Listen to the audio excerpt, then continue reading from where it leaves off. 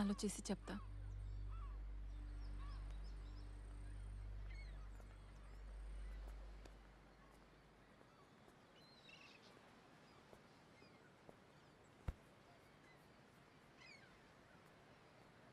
Hello, వాళ్ళ టైంలో ఏ అమ్మాయి అబ్బాయికి డైరెక్ట్గా ఎస్ చెప్పలేదు.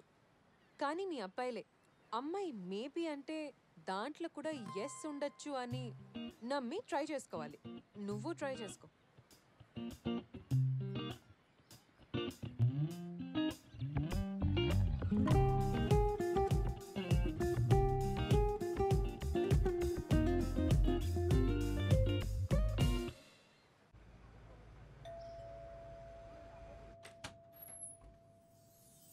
వీడేంటి ఈ క్లాసిక్ థియరీని సీరియస్గా తీసుకుంటున్నాడు? ఈ రోజుల్లో అబ్బాయిలు పాజిటివ్ రిప్లై కోసం వాట్సాప్లో రోజ్ స్మైలీ పెడతారు. ఇలా రోజెస్ని ఇచ్చేవారు ఎవరు లేరు.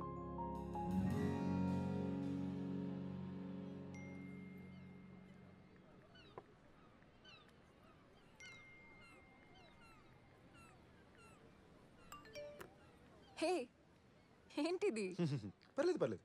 అంటే ఎదురుకుండా కూర్చునే నా ఫేస్ కన్నా నీకు నీ ఫోన్లో కనిపించే ఎల్లో రౌండ్ స్మైలీ ఎమోటికాన్స్ నచ్చినట్టున్నాయి. పర్లేదు, మనం వాట్సాప్లో సారీ ఫోన్ స్విచ్ ఆఫ్ చేసి పెడతాను. Thank you. ఫోన్తో గుర్తొచ్చింది, నువ్వెందుకు తినే ముందు ఏం తింటున్నావు దానికి ఫోటో తీసుకొని ఫేస్బుక్ ట్విట్టర్లో పెడుతూ ఉంటావు? ఇవాళ నేను ఇడ్లీ తిన్నాను, సో నువ్వేం తింటే నాకేంటి? ఆపు తల్లి, నెక్స్ట్ టైం నుంచి నేను తిని పూర్తి చేసాక ఆ ఖాళీ ప్లేట్ ఫోటో తీసి పోస్ట్ చేస్తా.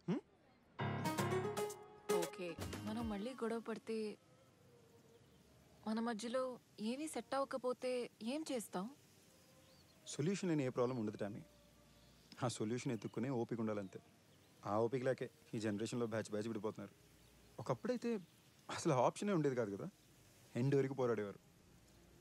అంత పోరాడారంటే ఖచ్చితంగా హ్యాపీగా ఉండేవారు కాదు. అసలు ఏ రిలేషన్షిప్లో 100% హ్యాపీనెస్ ఉంది బంగారం? ఆఖరికి మన అమ్మా నాన్నలతో కూడా గొడవ పడతాం. మనతో సెట్ అవ్వట్లేదు, వాళ్ళు ఎప్పుడైనా మనల్ని వదిలిపోయారా? మరి లవ్లో మాత్రం ఎందుకు ఆప్షన్ ఉండాలి? ఓకే, అంత చేసినా అంత జరిగినా కూడా ఓకే ఆ వ్యక్తి కాదు, నేను భరించలేను, వదిలేయాలని అనిపిస్తే ఏం చేస్తాము? దాన్ని ఫోర్స్ చేయలేము కదా. ఆబ్వియస్లీ ఫోర్స్ చేయలేం. అప్పుడు ఏం చేయాలి? ప్రేమించాలి. మనసు ఎప్పుడు చూడనంత ప్రేమని ఇచ్చి చూడాలి.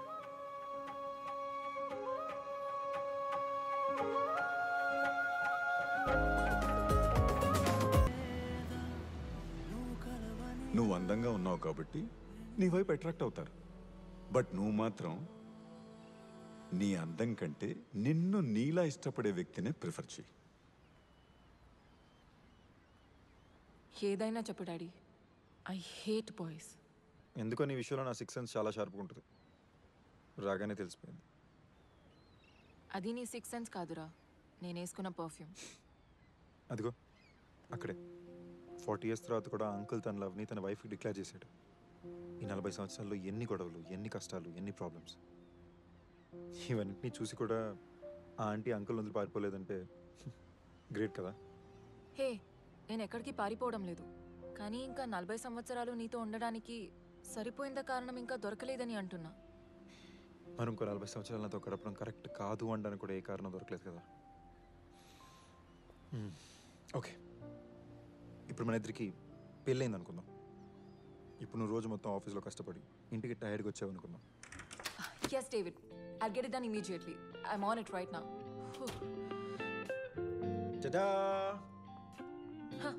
నేను రోజు ఎంత పని చేసి వస్తే నువ్వు కూర్చుని తింటున్నావా? నో స్వీరా, పొద్దు నుంచి ఒక మంచి ఫాదర్లా మన శామీని చూసుకుంటున్నా. ఆహా, కానీ నీకొక గుడ్ న్యూస్ చెప్పనా? మనకింకా పెళ్లి కాలేదు, కూతురు కూడా లేదు. ఓయ్, మన కూతురు నేను చేసేవే. ప్లీజ్ ఒక 2 minutes ఇవ్వే, ప్రాపర్గా ఎక్స్ప్లెయిన్ చేస్తా. ఓకే, సో ఇందాక నేను చెప్తున్నట్టు నీకోసం నీ ఫేవరెట్ డిన్నర్ చేసి పెట్టా, సామి చేత హోంవర్క్ చేయించా, సామి హోంవర్క్ కూడా నేనే చేసి పెట్టా, అండ్ నా ప్రాజెక్ట్ ఇంట్లోనే కూర్చొని పూర్తి చేసుకున్నాను. Now tell me what you want next, your highness. Hey, ఒక్క నిమిషం, పెళ్ళయ్యాక కూడా నా ఇంట్లోనే ఉంటావా? కథ చెప్పేటప్పుడు రోన్ లొకేషన్ అంటే ఈజీయే, మళ్ళీ కొత్త లొకేషన్ ఫస్ట్ నుంచి ఎక్స్ప్లెయిన్ చేయాలంటే కష్టం కదా. తొక్కలో డౌట్లు. ఓకే, మన కొత్త ఇంట్లో నువ్వు, నేను, మన చిన్న కుక్క పిల్ల. నాకు కుక్కలంటే నచ్చవు. అయితే పిల్లి. పిల్లిలు అలర్జీ. పెట్సే వద్దే. నువ్వు నేను మన చిన్న కూతురు. ఇప్పుడు అదే మనకి పెళ్ళి అవ్వలేదనుకో.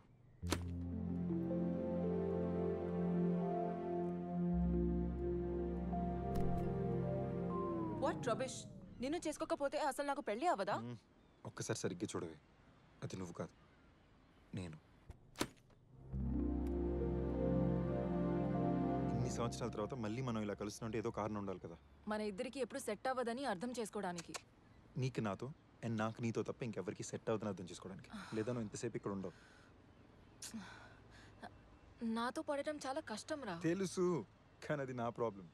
హే, నీతో పడటం కూడా చాలా కష్టం. అది కూడా తెలుసు, కానీ అది నీ ప్రాబ్లం. ఓకే, మన ప్రాబ్లం. అయ్యో, అసలు నన్ను వదలవా? మినిమం 40 years దాకా అస్సలు వదలు. కానీ ఒకసారి వదిలేసావు. సారీ, నేను చేసిన తప్పులు ఎప్పుడు రిపీట్ చేయను. కొత్త తప్పులు చేస్తానేమో.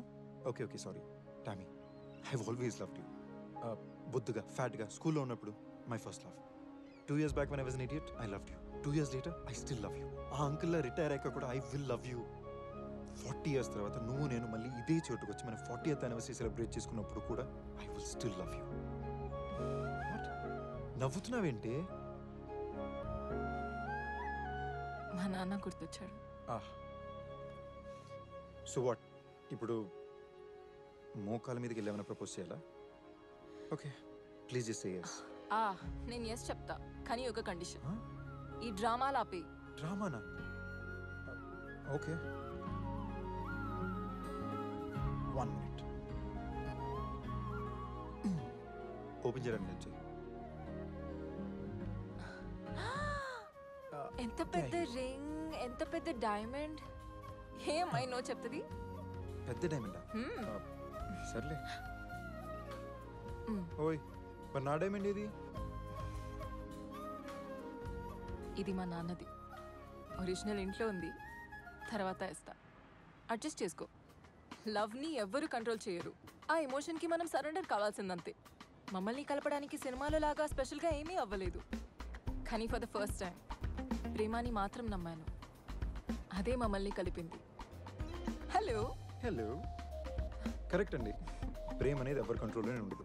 కానీ మా కంట్రోల్లో ఉన్న విషయానికి కూడా మరి ఫస్ట్ నైట్ దాకా వెయిట్ చేయించిందండి. బట్ యు నో వాట్, ఇన్నాళ్ళు వెయిట్ చేయించేందుకు తనకి చాలా విషయాలు బాగానే తెలుసు. హే హలో, అందరూ ముందు అలా ఎలా చెప్తావు? అరే, నీ లైఫ్ స్టోరీ మొత్తం వాళ్ళకి చెప్పావు. ఇది చెప్తే తప్పేంటి? అది నా లైఫ్, నేను చెప్తే ఓకే, నువ్వు చెప్పకూడదు. రైట్, నీ లైఫ్, నీ డిసిషన్స్, నీ ఇష్టం, అంతేగా? ఎగ్జాక్ట్లీ. ఇలాంటి చెత్త లాజిక్స్ నీకు ఎవరు నేర్పించారు బంగారం? ఇవి చెత్త లాజిక్లో కాదు, పైగా అది చెప్పిన వాళ్ళు చాలా కూల్ మనిషి. ఓహో, ఇప్పుడు నా కాంపిటీషన్ ఎవరు? ఆయనతో ఎవరు పోటీ పడలేరు. నువ్వు కూడా పోయి. ప్రతిసారి ఓడిపోతావు. మీ నాన్న. అవును, ఆయన కలిసి ఉంటే బాగుంది. నాకు కూడా అదే అనిపించింది. నన్ను కలిసావుగా, అతన్ని కలిసినట్టే.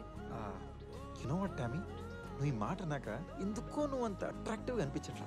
అవునా? బాయ్. నో, మళ్ళీ అవునా? నేను అట్రాక్టివ్ కాదా? మరి ఎవరు?